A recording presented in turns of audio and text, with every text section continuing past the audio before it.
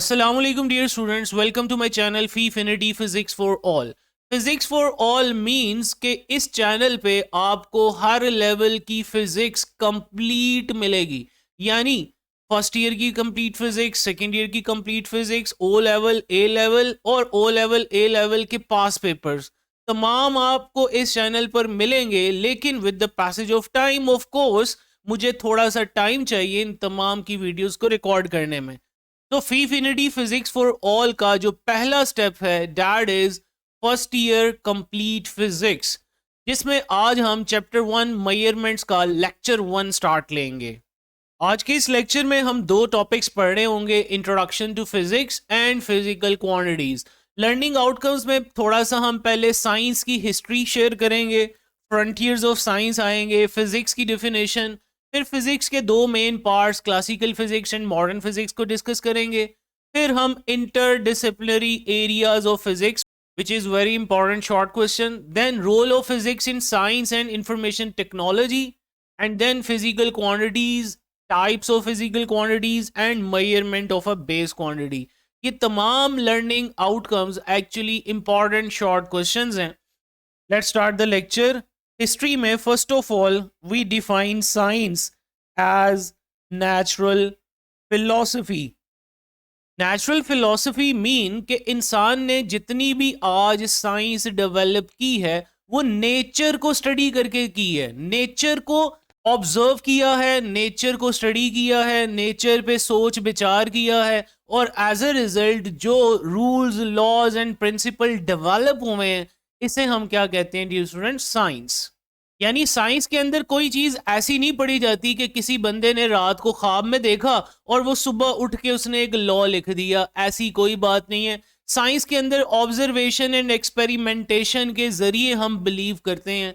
So nature को जब इंसान ने देखा, ऑब्जर्व किया और इस पे सोच विचार करके जो भी लॉज एंड रूल्स बनाए, इसको हम क्या कहते हैं? साइंस।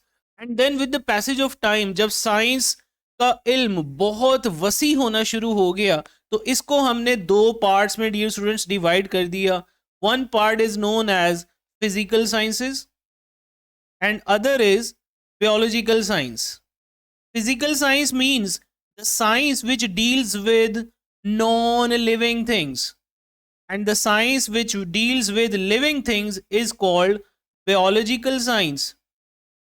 अब इन दोनों साइंसेस की कुछ आपको एग्जाम्पल्स भी आनी चाहिए।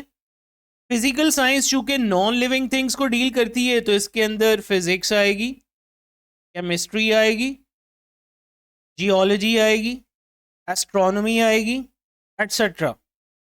तो हम फिजिक्स, केमिस्ट्री, जियोलॉजी और एस्ट्रोनॉमी में एक्चुअली नॉन लिविंग थिंग्स को स्टडी कर रहे होते हैं।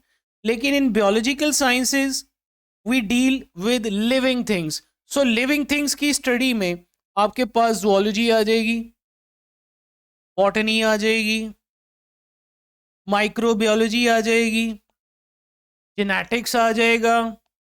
तो बहुत सारी ब्रांचेस पाई जाती हैं बायोलॉजिकल साइंसेस में भी।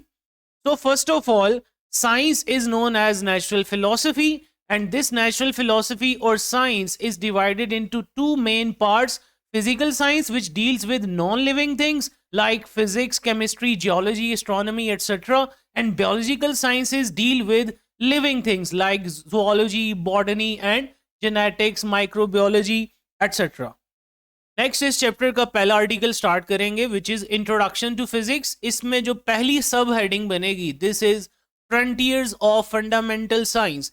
एक्चुअली हमारी नेचर में जो चीजें आपको नजर आ रही हैं, अगर आप देखो आपको आसमान पर सितारे नजर आ रहे हैं, गैलेक्सीज नजर आ रही हैं, आसमान नजर आ रहा है, और एक आपको एवरीडे लाइफ में मूव करती हुई बॉडीज नजर आ रही हैं। हमारी एवरीडे लाइफ में बस मूव कर रही है, एक बॉल फेंका गया है।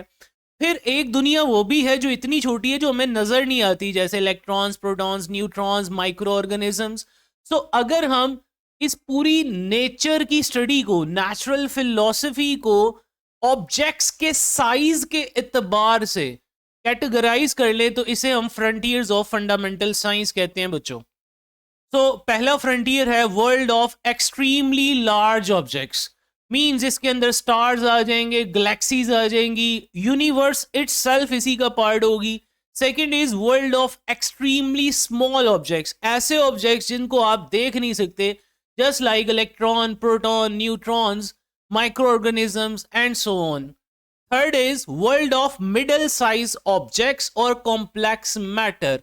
मिडल साइज ऑब्जेक्ट्स और complex matter lies from one molecule to earth, यानी एक मॉलिक्यूल से लेकर अर्थ तक की जो भी स्टडी होगी डियर स्टूडेंट्स, इसको हम कहते हैं मिडल साइज और कॉम्प्लेक्स मैटर। आप देख रहे हो इसी मिडल साइज के अंदर आपको लाइफ नजर आ रही है। Life is the most complex process on planet earth, इसीलिए हम कहते हैं कि मिडल साइज ऑब्जेक्ट्स को हम कॉम्प्लेक्स मैटर भी कहते हैं। अब मॉलिक्यूल से जो छोटी दुनिया होगी, ऑफ कोर्स उसके अंदर एटम्स आ जाएंगे डियर स्टूडेंट्स। ये आपके पास एटम्स आ गए। अब एटम का बेसिक स्ट्रक्चर आप जानते हो कि इसके अंदर जो सेंटर में न्यूक्लियस होता है, दिस इज अ न्यूक्लियस, और इस न्यूक्लियस के अंदर मौजूद होते हैं प्रोटॉन्स एंड न्यूट्रॉन्स, और बाहर इलेक्ट्रॉन्स ऑर्बिट कर रहे होते हैं। देन एटम से छोटा देखा जाए, यानी न्यूक्लियस के अंदर पाए जाने वाले प्रोटॉन्स और न्यूट्रॉन्स, ये भी सब एटॉमिक पार्टिकल से मिलकर बने होते हैं, जिन्हें क्वार्क्स कहते हैं। जैसे यहाँ पे आपको ये 2 डाउन और 1 अप क्वार्क जो दिखाया गया है, ये एक्चुअली न्यूट्रॉन है। इसी तरह 2 अप और 1 डाउन क्वार्क हो तो वो प्रोटॉन होता है। इसकी तफसील आखिरी चैप्टर में आएगी न्यूक्लियर फिजिक्स में। Anyhow we can say that molecule से अर्थ तक की स्टडी, world of middle size objects और कॉम्प्लेक्स मैटर, मॉलिक्यूल से छोटी जितनी भी दुनिया है, that is called world of extremely small objects. और अर्थ से बड़ी दुनिया में क्या आएगा, हमारा सन आ जाएगा, अदर स्टार्स आ जाएंगे जो सन से भी बड़े हैं, इसी तरह गैलेक्सी आ जाएगी, हमारी मिल्की वे गैलेक्सी, इसी तरह अदर गैलेक्सीज भी होती हैं, फिर गैलेक्सीज का क्लस्टर होता है। सो वो सारी दुनिया जिसमें ऑब्जेक्ट्स अर्थ से भी साइज में बड़े होंगे, उन्हें हम कहते हैं world of extremely large objects. इसका मतलब हमने साइज के एतबार से अपने इर्द गिर्द की नेचर को, इस कायनात को 3 हिस्सों में डिवाइड कर लिया है। World of middle size objects और complex matter starting from molecule to earth. Molecule से छोटी जो भी दुनिया होगी, that is world of extremely small objects. और अर्थ से बड़े जो भी ऑब्जेक्ट्स होंगे उनकी study, that is world of extremely large objects. What is physics? Physics is actually study of matter, energy and their mutual relationship. There is one equation in physics which we call Einstein mass energy equation, E equal mc square, which says that energy and matter are interconvertible forms of each other. Actually आप इस कायनात में, अपनी इस दुनिया में जो भी चीज़ देखते हैं वो कोई मैटर है, और वो मैटर किसी एनर्जी से मिलकर बना है। इसी मैटर और एनर्जी का जो रिलेशनशिप है, इसी को हम क्या कहते हैं, फिजिक्स कहते हैं। अब फिजिक्स में मेन जो बड़े बड़े टॉपिक्स हम पढ़ते हैं, first of all is laws of motion, then structure of space and time, जिसके बारे में 5वें चैप्टर में एक आखिरी आर्टिकल आएगा जिसमें आइंस्टाइंस व्यू अबाउट ग्रेविटी हम पढ़ेंगे, जिसमें हम स्पेस एंड टाइम का कॉन्सेप्ट इंट्रोड्यूस करेंगे। ये एक मॉडर्न कॉन्सेप्ट है। Next, third is nature and types of forces that hold different materials together and interaction between different particles. In the same way, interaction of electromagnetic radiations with matter and so on. Actually ये list अभी ख़त्म नहीं हुई। Physics में और बहुत सारे disciplines हैं, लाइक ऑप्टिक्स है, लाइक करंट इलेक्ट्रिसिटी है, इलेक्ट्रोमैग्नेटिक इंडक्शन है, इलेक्ट्रॉनिक्स है, न्यूक्लियर फिजिक्स है। नेक्स्ट अब हम ये देखेंगे कि फिजिक्स एक्चुअली 2 हिस्सों में डिवाइडेड है। नंबर 1 क्लासिकल और न्यूटोनियन फिजिक्स। ये स्टूडेंट्स वो फिजिक्स जो 1900 तक जितनी भी डेवलप हुई, यानी 19वीं सदी के इख्तिताम तक या 20वीं सदी के शुरुआत तक फिजिक्स में जितनी डेवलपमेंट हुई, वो बेस करती है न्यूटन्स लॉज पे। इसीलिए इस फिजिक्स को क्लासिकल और न्यूटोनियन फिजिक्स कहा जाता है। एक्चुअली अप टू 1900 और in the beginning of 20th century scientist और फिजिसिस्ट बिलीव डैड कि हमने अब फिजिक्स में जो कुछ करना था सब कुछ हो गया है, अब इससे आगे हम नहीं जा सकते। लेकिन 20वीं सदी के शुरू में ही कुछ ऐसे एक्सपेरिमेंटल फैक्ट्स सामने आना शुरू हो गए जो कि क्लासिकल फिजिक्स एक्सप्लेन नहीं कर पा रही थी। फिर उस वक्त के साइंसदानों ने ये सोचा कि हमें कुछ मॉडिफिकेशंस की ज़रूरत है, we need some modifications in the previous rules. तो प्रीवियस जो भी रूल्स अब क्लासिकल फिजिक्स में पढ़ते हैं, इन रूल्स को थोड़ा बहुत चेंज किया गया और एक नई फिजिक्स बनी जिसे हम मॉडर्न फिजिक्स कहते हैं। यानी मॉडर्न फिजिक्स के केस में मैं ये कह सकता हूँ कि 1900 से लेकर टिल टुडेज डेट, यानी टुडेज डेट जो भी है, आज तक जो तरक्की हुई है 1900 से लेकर 2024 अब ये चल रहा है, अब तक फिजिक्स में जितनी तरक्की हुई है इस ड्यूरेशन में, इसे हम मॉडर्न फिजिक्स कहते हैं। अब मॉडर्न फिजिक्स के 4 मेन डिसिप्लिन हमारी किताब में डिफाइन किए गए हैं, जिसमें सबसे पहले है nuclear physics. Nuclear physics is the study of atomic nuclei of atoms. आप जानते हैं कि किसी भी एटम का बेसिक स्ट्रक्चर क्या होता है, उसके सेंटर में एक न्यूक्लियस होता है और बाहर ऑर्बिटिंग इलेक्ट्रॉन्स होते हैं जो कि न्यूक्लियस के इर्द गिर्द यूं ऑर्बिट कर रहे होते हैं लाइक दिस।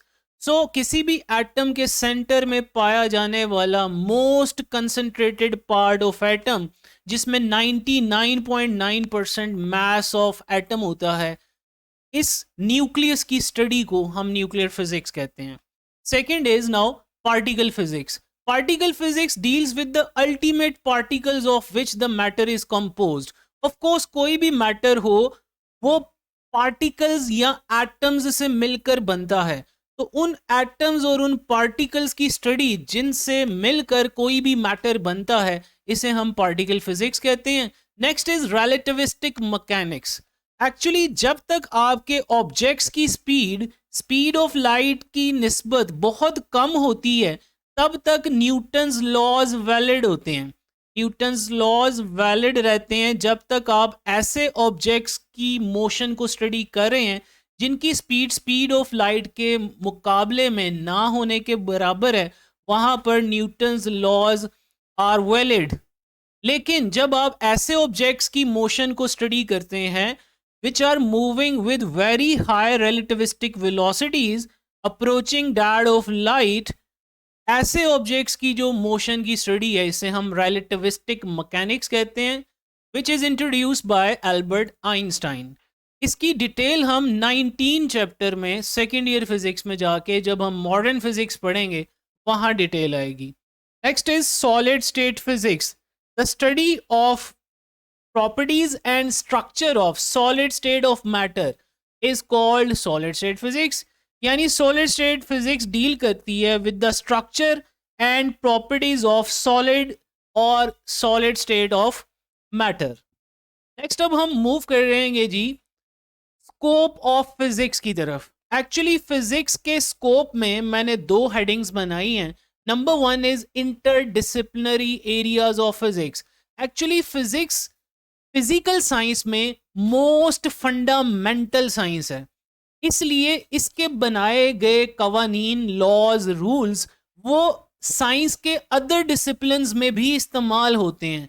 तो फिजिक्स की ओवरलैपिंग जब अदर डिसिप्लिन्स के साथ आती है तो इसे हम कहते हैं interdisciplinary areas of physics. Physics is most fundamental of all sciences and provides other branches of science basic principles and fundamental laws.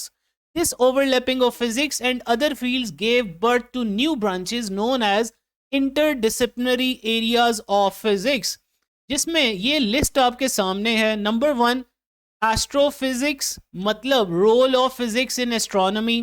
Biophysics means role of physics in biology.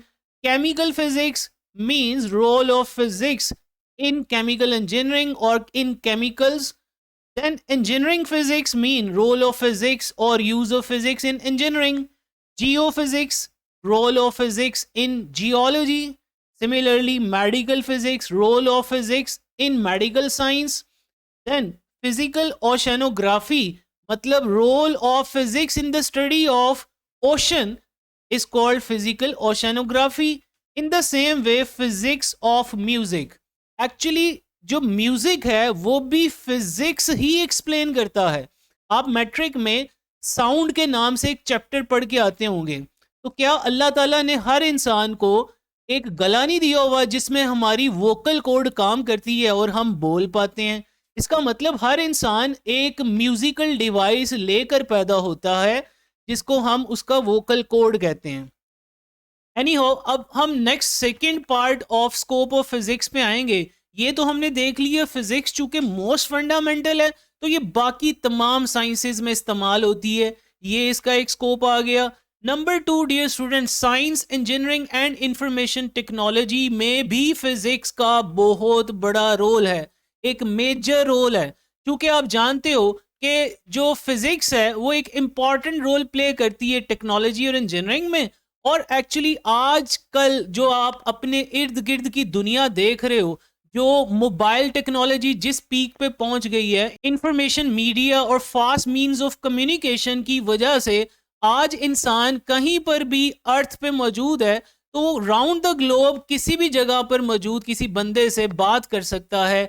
यानी ये जो फास्ट मीन्स ऑफ कम्युनिकेशन है, they have brought all parts of the world in close contact like a global village.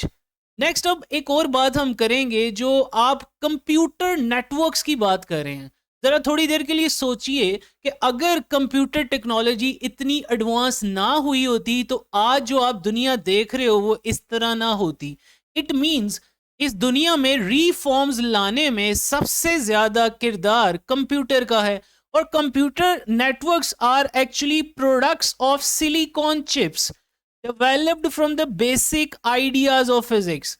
अब silicon कहाँ से आता है? It can be obtain from sand. It is up to us whether we make a sand castle or a computer out of it. वैसे पाकिस्तान में तो ज्यादातर हम सैंड कैसल ही बनाते हैं, कंप्यूटर आउट ऑफ इट का तो सवाल पैदा नहीं होता. एनीहो, ये हम पर है कि हमने सैंड से सिलिकॉन ऑब्टेन करके सिलिकॉन चिप्स बनाना शुरू कर दें जो पूरी दुनिया में बेच सकते हैं और काफ़ी मुनाफा कमा सकते हैं. यहाँ तक डियर स्टूडेंट्स हमने इंट्रोडक्शन टू फिजिक्स ख़त्म किया. अब सेकेंड आर्टिकल की तरफ जा रहे हैं, फिजिकल क्वांटिटीज़. बच्चों, वो क्वांटिटीज़ जो मेजरेबल होती हैं, जिनको हम मेजर कर सकते हैं, उनको हम फिजिकल क्वांटिटीज़ कहते हैं. और उन क्वांटिटीज़ की टर्म्स में हम अपने लॉज ऑफ फिजिक्स एक्सप्रेस करते हैं. जैसे न्यूटन सेकंड लॉ है F is equal to m में, आप जानते हो. अब अगर हम फोर्स ही ना डिफाइन की हो, मैस ना डिफाइन की हो, एक्सेलरेशन ना डिफाइन किया हो, तो आप न्यूटन सेकंड लॉ को कैसे लिखोगे? इट मींस फिजिकल क्वांटिटीज वो मेजरेबल क्वांटिटीज होती हैं जिनकी टर्म्स में हम लॉज ऑफ फिजिक्स को एक्सप्रेस करते हैं. अब टाइप्स ऑफ फिजिकल क्वांटिटीज में बेसिकली दो टाइप्स होती हैं. Number 1 base quantities and number 2 derived quantities. Base quantities क्या होती हैं बच्चों? जब भी मेजरमेंट स्टार्ट करनी है आपने तो कुछ क्वांटिटीज को हम बेस बनाते हैं, मतलब उन क्वांटिटीज को हम डिफाइन खुद करते हैं एज अ स्टैंडर्ड. उनकी एक अपनी डेफिनेशन होती है और वो किसी से डिफाइन नहीं होते, बल्कि इनकी टर्म्स में बाकी सारी फिजिकल क्वांटिटीज को डिस्क्राइब किया जाता है. ऐसी क्वांटिटीज को बेस क्वांटिटीज कहा जाता है. तो मैं ये कह सकता हूं base quantities are the minimum number of those quantities, minimum number of those quantities in terms of which other physical quantities can be defined, dear students. And these base quantities have their own standard definitions. अब सोचते हैं ये minimum number of those quantities का मतलब क्या है?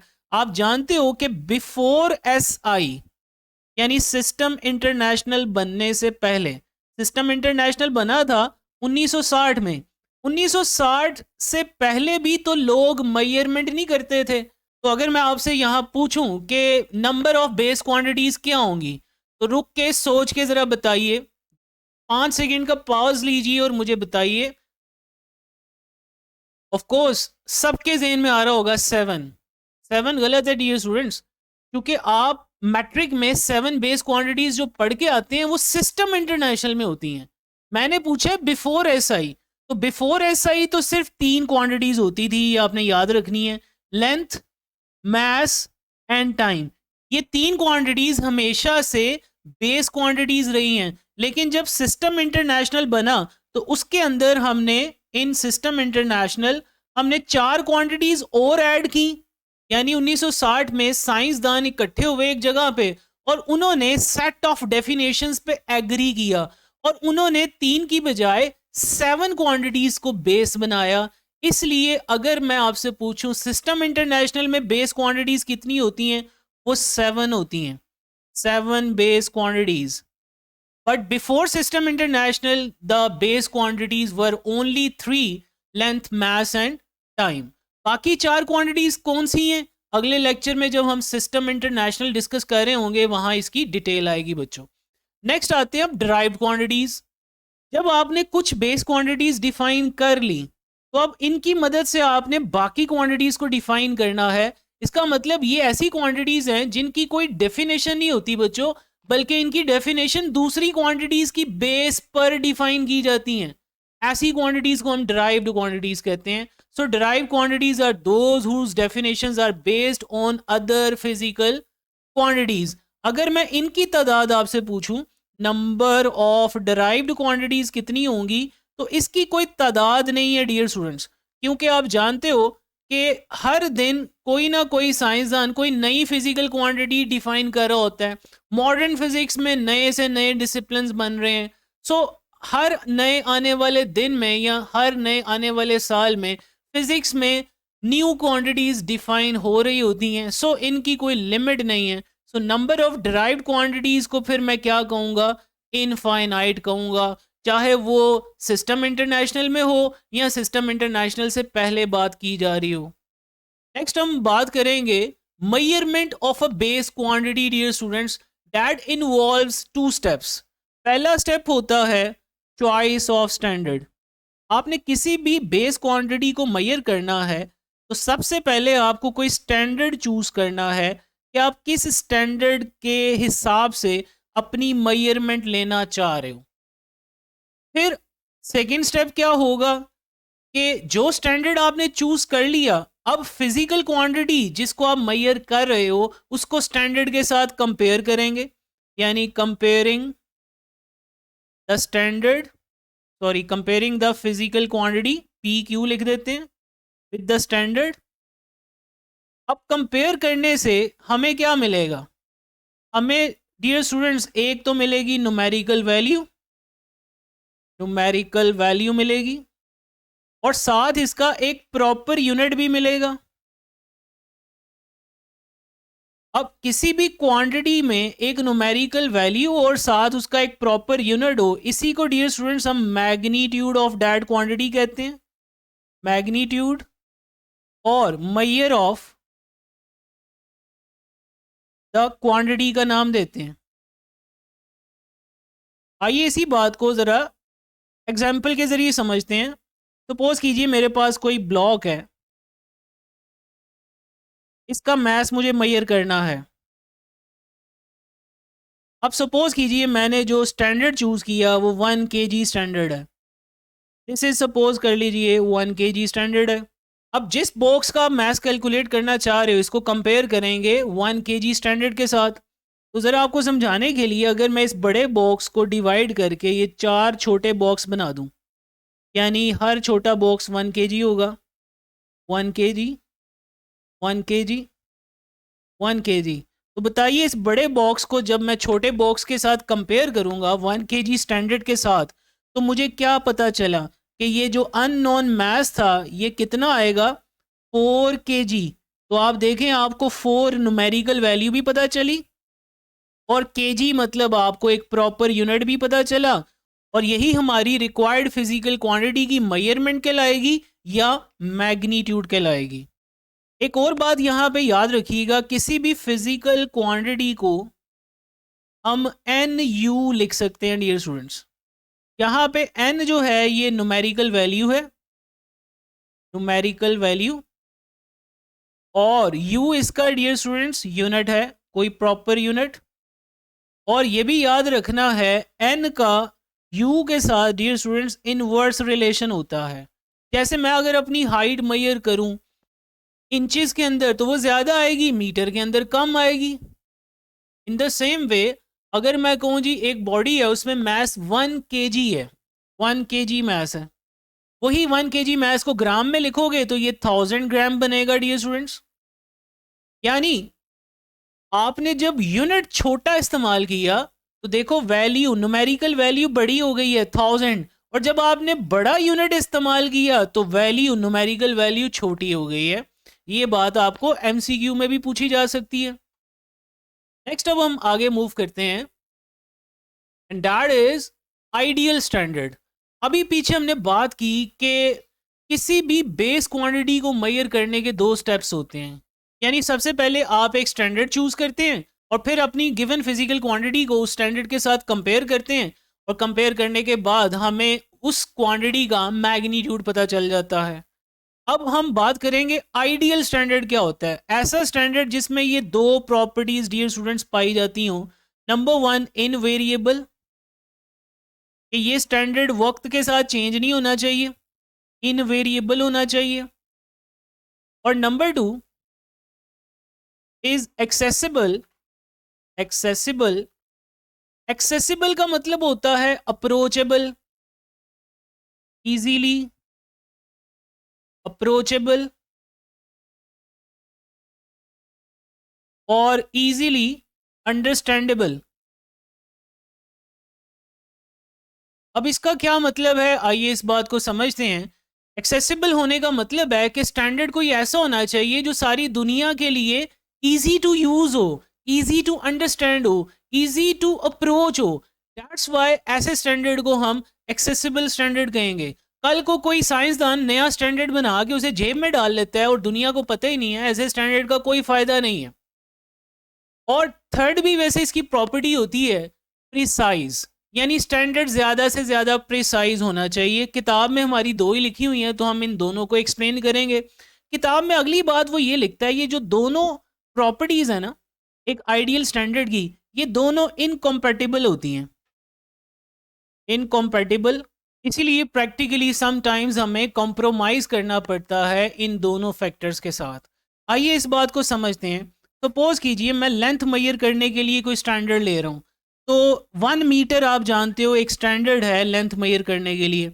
अब वो स्टैंडर्ड जो तमाम दुनिया के लिए एक्सेसिबल होगा वो आपने डिफाइन किया होगा मैट्रिक में, कि यहाँ पे हम एक रॉड लें जो कि एक एलॉय है और इसके ऊपर 2 मार्क्स लगा दें ए एंड बी, और इन मार्क्स के दरमियान हमने फासला 1 मीटर माना हुआ है।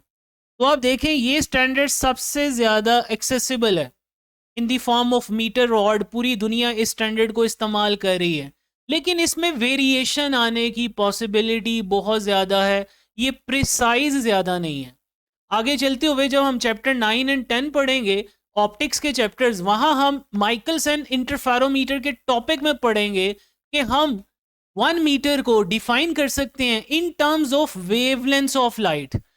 जब आप 1 मीटर को डिफाइन करोगे in terms of wavelength of light, तो ये स्टैंडर्ड ऑफ कोर्स तमाम दुनिया के लिए, तमाम लोगों के लिए अब एक्सेसिबल नहीं रहेगा, उनकी समझ में नहीं आएगा, लेकिन वो साथ ही इनवेरिएबल ज़रूर होगा, क्योंकि आपको पता है लाइट की स्पीड तो हमेशा कांस्टेंट रहती है वैक्यूम के अंदर। यानी अगर आप किसी स्टैंडर्ड को एक्सेसिबल करते हैं तो उसमें वेरिएशन आने की पॉसिबिलिटी बढ़ जाती है, यानी वो इनवेरिएबल नहीं रहता। और अगर आप उससे एक्सेसिबल नहीं रहने देते तो तब इनवेरिएबल की एबिलिटी उसकी बढ़ जाती है। जैसे हम 1 मीटर को लाइट की शक्ल में डिफाइन करेंगे तो ये बहुत अच्छा इनवेरिएबल स्टैंडर्ड होगा, क्योंकि लाइट की स्पीड कांस्टेंट होती है वैक्यूम में, लेकिन ये लोगों के लिए एक्सेसिबल नहीं होगा। इन द सेम वे अगर हम ये मीटर रॉड वाली स्टैंडर्ड डेफिनेशन लें तो ये तमाम लोगों के लिए एक्सेसिबल तो है, लेकिन इसमें वेरिएशन आने का चांस है, यानी ये इनवेरिएबल नहीं रहेगा। This is the meaning of कि these two properties of ideal standard are incompatible and compromise has to be done in between them most of the time practically. That's all about today's lecture. इंशाल्लाह next video में मुलाकात होगी। अगर ये video पसंद आई है तो मेरे चैनल को सब्सक्राइब कीजिए, लाइक कीजिए और शेयर कीजिए। थैंक यू, जज़ाकल्लाह, अल्लाह हाफ़िज़।